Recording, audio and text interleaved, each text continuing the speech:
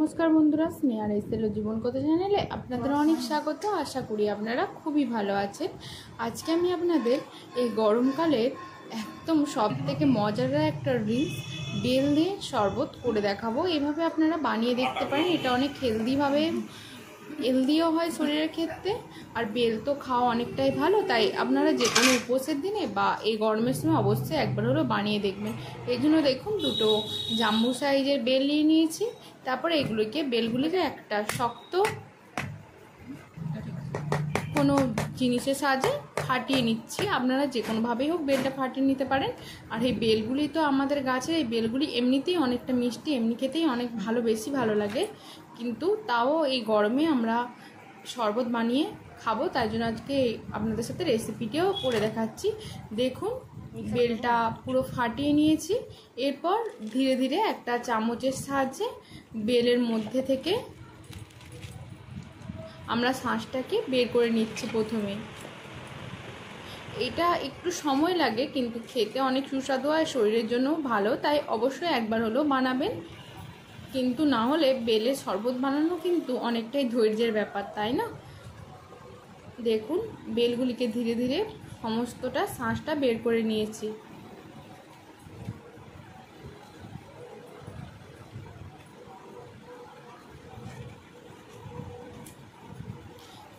এরপর এটাকে আমরা চটকে চটকে বিচেগুলোকে বের করে নেওয়ার চেষ্টা করেছি। সমস্ত বিচেগুলোই কিন্তু ফেলে দিতে হবে। সেটা একটা দুটো থাকলে কোনো ব্যাপার না, কিন্তু বেলের মধ্যে বিচে রয়ে গেলে সেক্ষেত্রে তেতো লাগবে, তাই পুরো বিচেটাই ফেলে দিতে হবে। তাই আমরা অল্প পরিমাণে জল দিয়ে এটাকে মেখে মেখে বিচেগুলিকে বের করার চেষ্টা করেছি, আর বেরও করে নিয়েছি। আমরা বিচে বা যেগুলো শক্ত অংশ শাঁসটাও বের করে দিয়েছি এভাবেই।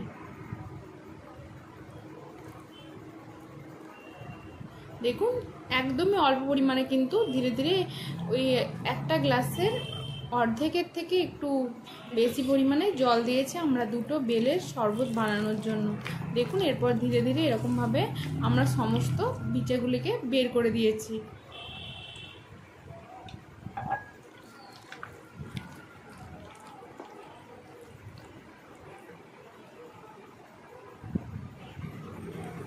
দেখুন, বেলের মধ্যে এখন আর একটাও বিচে নেই। আমরা সমস্ত বিচে বের করে দিয়েছি আর শাঁসটাও বের করে দিয়েছি। এরপর আমরা বোলের মধ্যে দিয়ে এটাকে কিছুক্ষণ 2 থেকে 3 বার ঘুরিয়ে নিয়ে এটাকে একটু নরম করে নেব। তাহলে যদি কোনো শক্ত অংশ থাকে সেটাও মেল্ট হয়ে যাবে। আপনারা এটা যদি হাতের সাহায্যে করতে চান সেক্ষেত্রে সেটাও করতে পারেন। আমি মিক্সার বোলের মাধ্যমেই করলাম।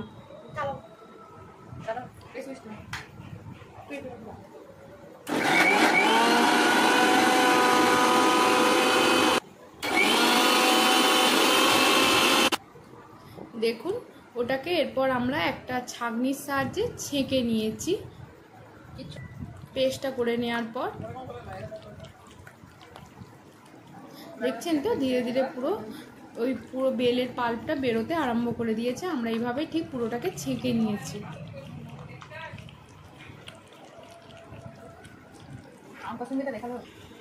দেখুন, পুরোপুরিভাবে সমস্ত বেলের পাল্পটা বেরিয়ে গেছে।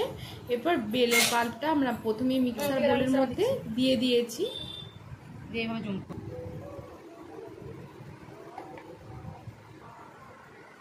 আর তার সাথে দিয়েছি ঘরে বসানো টক দই, আর দিচ্ছি আমরা এখানে ইউজ করেছি গুড়। যেহেতু চিনি শরীরের জন্য ভালো না, তাই জন্য আমরা চিনি ইউজ করিনি, গুড় ইউজ করেছি। আপনারা চাইলে গুড়ের বদলে চিনিও ইউজ করতে পারেন, কিন্তু গুড়টা যেহেতু শরীরের জন্য ভালো, তাই আপনারা গুড়টাই আমি বলবো ইউজ করুন।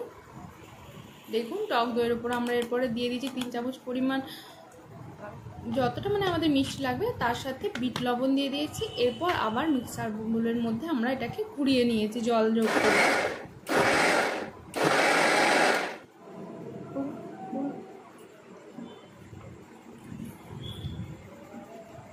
এবার দেখুন, রেডি হয়ে গেছে। কালারটাও যেমন সুন্দর এসেছে, তার সাথে সাথে দেখুন একদম পারফেক্টলি ব্লেন্ডও হয়ে গেছে আর একদম নরম হয়ে গেছে। এরপর আর কি, এগুলো সার্ভিংয়ের জন্য রেডি। এভাবে আপনারা একবার হলেও বানাবেন। আশা করি আপনাদের ভালো লাগবে। ভালো লাগলে লাইক, শেয়ার, কমেন্ট, সাবস্ক্রাইব করে স্নেহা এসেল জীবনকথা চ্যানেলের পাশে থাকবেন। পরবর্তীতে নিশ্চয়ই কোনো নতুন রেসিপি নিয়ে আবার ফিরে আসবো। আমরা দেখুন গ্লাসের মধ্যে ঢেলে দিয়েছি বেলের শরবতটা, তার সাথে দিয়ে দিয়েছি 2টো করে আইস কিউব। এভাবে আপনারা অবশ্যই এই গরমের সময় বানিয়ে খেতে পারেন। এটা কিন্তু খেতে খুবই দুর্দান্ত হয়, আর বেল তো শরীরের জন্য কতটা ভালো সেটা আপনারা সবাই জানেন। তাই এরকমভাবে বানিয়ে খেয়ে কেমন লাগলো সেটা লিখে কমেন্টে লিখে আমার চ্যানেলের পাশেই থাকবেন।